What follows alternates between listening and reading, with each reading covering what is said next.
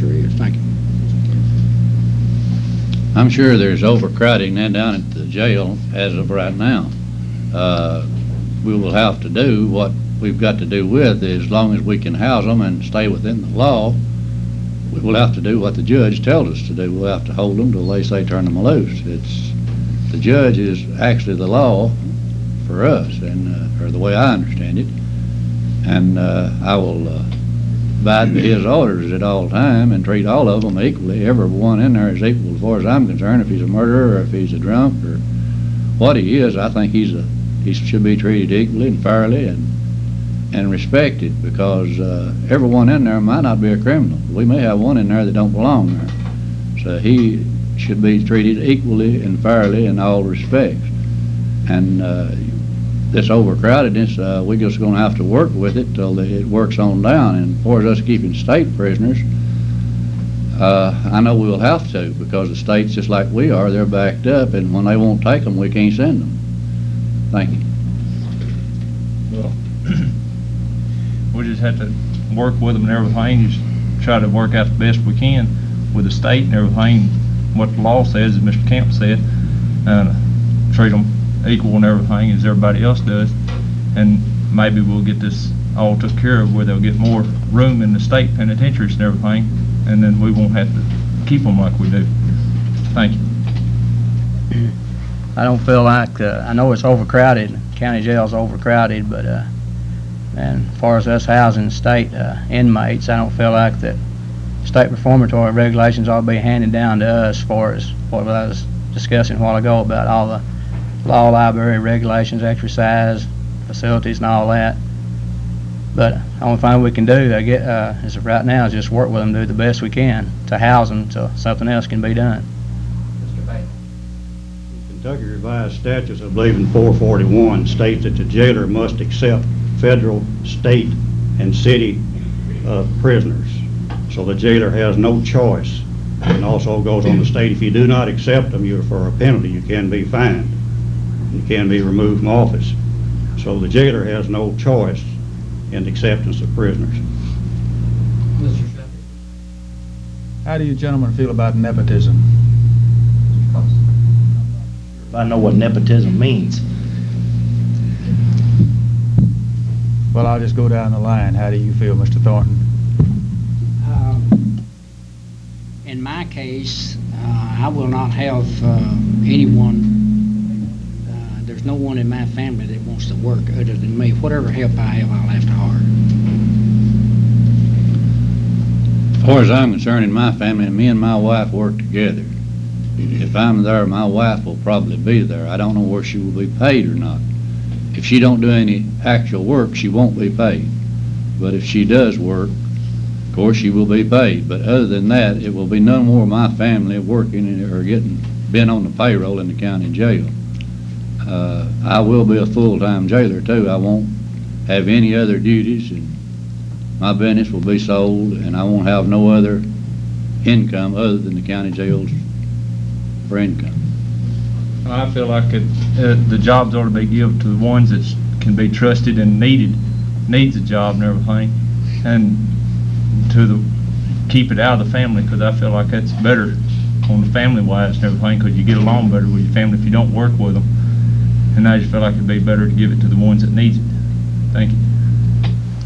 I feel the same way. There won't be nobody in my family employed at the jail unless it be my wife, and other than that, it'd be strictly outside my family. Mr. Bates. I have 3 daughters and a son. They all make more money than is paid in salaries at the jail. So I'm sure none of them would want a job at the jail. My wife has strictly said she will not go to the jail and work in any capacity. So that answers that. Mr. Jones. Well, that question is probably more or less directed at me. I am the present jailer, and there are 3 members of my family that are part-time employees down there now. And they were employees when I was appointed jailer last year, and I do not feel that I should replace them just simply because they're family members. Mr. Colson, in fairness, I'm not sure. Care to respond? I would, now that I understand the question. I feel that most people know their family more than they know just about anybody in the anybody else around. I would try to hold it to a bare minimum of hiring family members. I would like to say that if I were elected, I would like to hire at least one minority. You know, that would be, in all fairness, you know, try to spread it out. I would try to keep it to a bare minimum of family members. Mr. Rose. Whether it is for the good or the bad, most people don't seem to want a lot of their tax dollars spent on caring for criminals.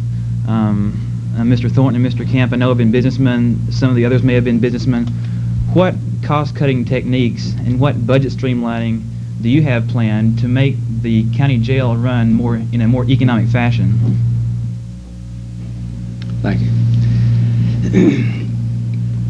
Well, I plan to look at, when I get there, I plan to look at what is presently being spent to make sure that all the dollars, the tax dollars, are being well used. There are 2 or 3 different sources that the money comes from, which is tax dollars. Some of the ways that it's just simply be more efficient with everything you buy, everything from food to janitorial supplies or everything else that has to be done, is just apply the same thing that you would do to any business, is simply make it efficient as you can. Thank you. Well, I run a business and had hard help and run on a budget all my life. I believe in discipline. I believe if you get 8 hours pay, you work 8 hours. And check and see where you can buy stuff the cheapest, not to worry that you can get the easiest. A lot of times you can go somewhere, and if you'll make appointments with them and get these prices down to where that, just like it's your own business. That's the way I want to run the jail. I want to run it like it's my business, but you're paying me to run it. And I'll remember at all times that the county people are paying me, and I got to work for what I'm getting. Thank you. Yes, I feel like it ought to be conservative all you can and everything, try to get everything cheap as you can and everything. And I also feel like, I mean, if they could be, I mean, if I'm elected jailer, I'd like to try to get a work program started to help the community, and that way they benefit from it too, to help the elderly people and everything on their houses and everything, if they're in there for something where you can get them out and everything. Thank you. As far as the budget system's concerned, I'd run the jail in a manner that, where if just like the budget was coming out of my own pocket.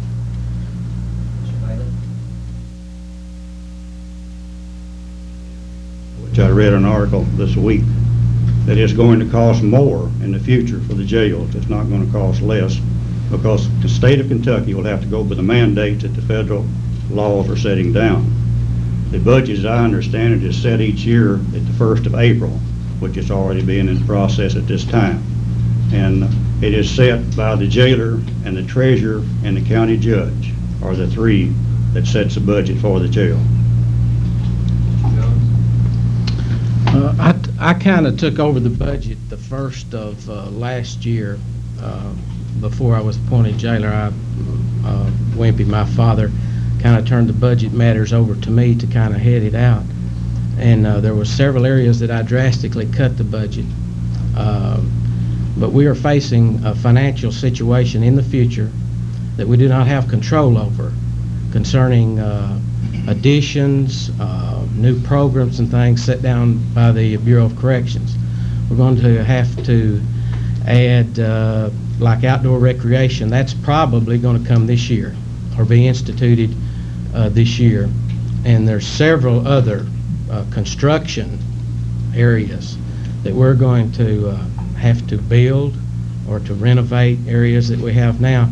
And in the long run, it is not unthinkable, it is not out of the question that Callaway County will not have to seek new property and build a new facility. I'd like to see it run in the most efficient manner